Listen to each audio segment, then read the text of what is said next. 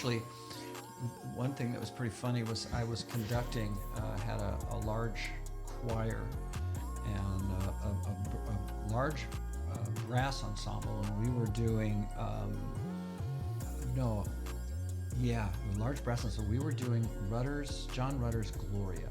And it's in one in the beginning. Bum bum ba-da-dum, bum bum ba-dum, ba-da-dum. Yeah. And I'm conducting this, right?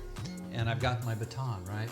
And I go up, and the baton hit the bottom of the stand and did one of these kind of things, and it went flying. My mother came to the performance. She's sitting in the front row right here.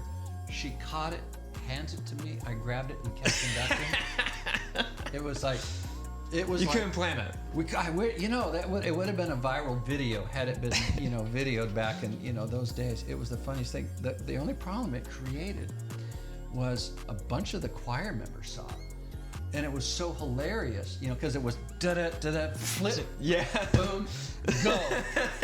They started busting up. And they were having a hard time, to get the giggles. Getting composed again. We're singing Rutter's Gloria, this marvelous piece of music, and they're... But I've never dropped a drumstick, ever. I was playing a winter camp, and it was my first time, I broke a stick playing.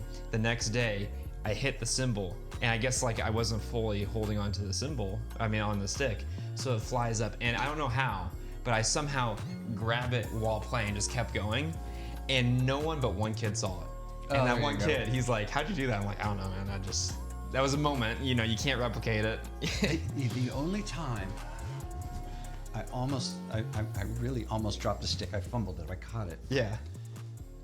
Is because my kids came to church, and I'm playing in front of them, and I was so nervous. Yes. Yeah. Playing in front of my kids, but because my kids are both amazing drummers, and they studied in California. One of my best friends and a drummer that I worked with a lot and who I played with at church all the time was a guy named Artie Rodriguez. Art, you've heard him. He did all kinds of, he was with the GRP All-Stars, Lee Ritenour, Tom Scott. Yeah. First time I saw him play was at the Playboy Jazz Festival with Lee Ritenour.